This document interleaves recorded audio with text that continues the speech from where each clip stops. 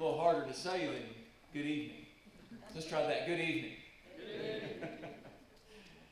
Oh, happy Thanksgiving to every single one of you.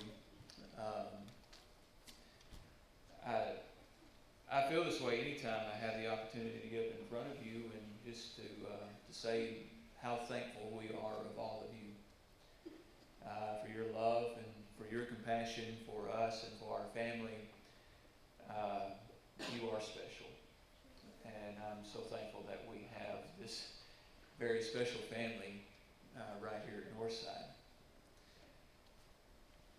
I'd like to share with you mostly some reading out of Nehemiah chapter 9. The thoughts for the night were kind of spurred on by Steve's lesson on Sunday night, Mercy Triumphs Over Judgment. I don't know about you, but whenever my family gets together for Thanksgiving, I'm talking about going to the Harts and the McAlpins back in the West Tennessee. When we get together, we listen to everybody tell stories. And I remember being a small child, and the family get-togethers were much larger back then. But we would gather together at my grandma's house or one of my cousin's houses, and they would all sit around after eating a big meal, and they would just tell story after story after story about family members and things that they did and things that they missed and certain relatives that they missed. And a lot of those were quite hysterical, and it was funny to listen to. But we'd spend that time together enjoying each other's company. My grandmother on my mother's side of the family, all of her family were rather gifted with music. And so we would sit in the den and we would sing praises and we would sing old campfire songs. And they would pull out guitars and banjos and play the piano, and we just had a big old hoedown. It was a lot of fun.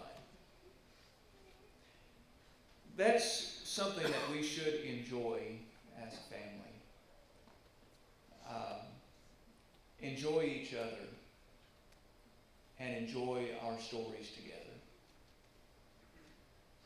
One of the things that you'll notice in the Old Testament is the repetitiveness of story, of God's story and how Israel fit into his story.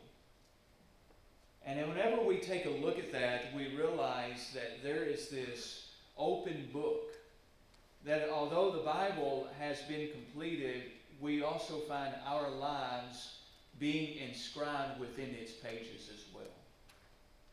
So we fit into the story of God. And I think that as we consider Nehemiah chapter 9, I think we will find ourselves fitting into this story as well. The children of Israel had been in captivity and had come back to Jerusalem under the decree of Cyrus. They were rebuilding the wall. They were rebuilding the temple. They were reestablishing worship. Ezra had read from the law, and the people, they realized that they had all these great sins, and they were weeping and they were mourning, and they said, "Stop it! This is the time of the Feast of Booths. It's the Feast of Tabernacles, and that's forbidden. You're supposed to be filled with joy. Now is the time of rejoicing."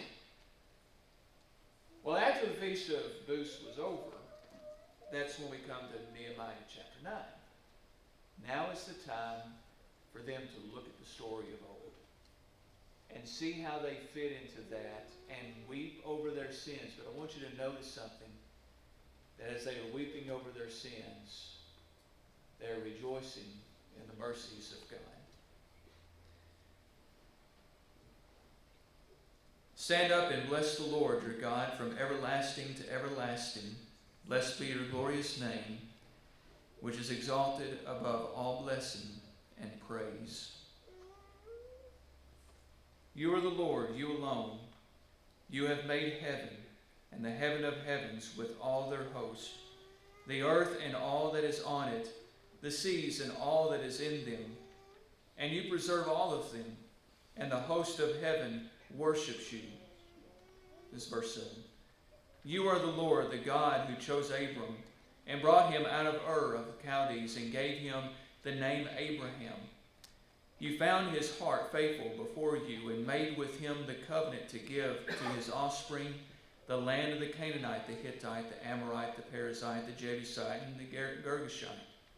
And you have kept your promise, for you are righteous. That means God is true to who he is.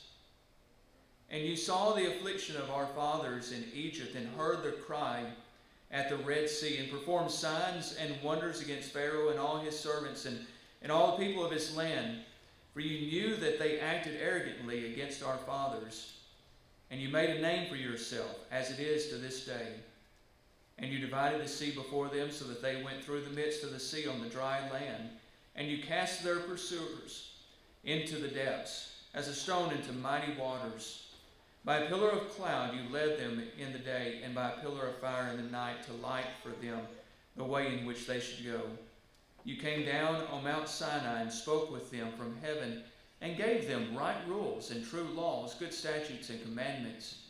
And you made known to them your holy Sabbath, and commanded them commandments and statutes, and a law by Moses your servant. You gave them bread from heaven for their hunger, and brought water for them out of the rock for their thirst. And you told them to go into the presence of the land that you had sworn to give them. The very beginning of this, God, you have done this. You have been mighty. You have been true to your promise. You have been faithful. That's the beginning of their praise. But then we find a but. And nevertheless, they and our fathers acted presumptuously and stiffened their neck and did not obey your commandments. They refused to obey and were not mindful of the wonders that you performed among them, but they stiffened their neck and appointed a leader to return to their slavery in Egypt. How similar to that is our own story. We have a God of promise, a God of grace, the one who had promised through Abraham to bring an offspring in Jesus for us. And then acting in faith just as Abraham toward God, we were immersed and experienced a new exodus. We were brought into a new life with God. And then somewhere along the way we became stiff-necked.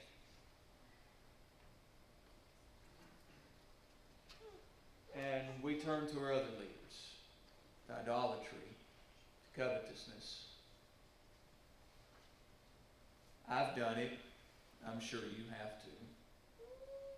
John says, if you say that you haven't, you're a liar.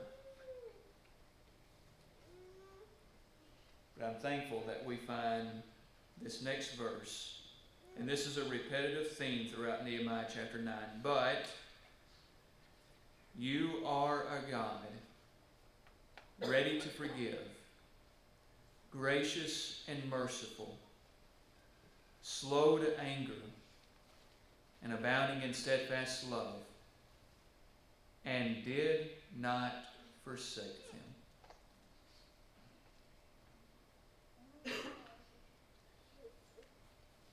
Isn't that beautiful? I hope that's what you're thankful for. That God is ready to forgive, gracious and merciful, slow to anger, and abounding in steadfast love, knowing He's not going to forsake you.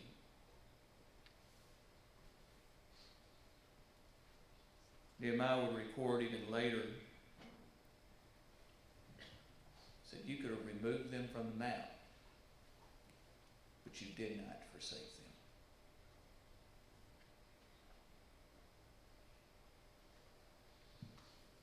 As we consider this as a holiday of Thanksgiving, I hope that will be a time that you not only will give thanks for all the many things that you have, but that you will realize that all of your blessings are not just things that God gives, but they are God giving Himself to you. And also knowing that if you had taken advantage of those gifts, of God's graciousness to give Himself to you, that you can turn your eyes, turn your heart back upon God, knowing that He will always be there. He's never forsaken you, and He's quick to forgive. He's quick to have mercy, and His steadfast love is as far as the east is from the west. And it's available for you. Would you wish to give thanksgiving to God tonight?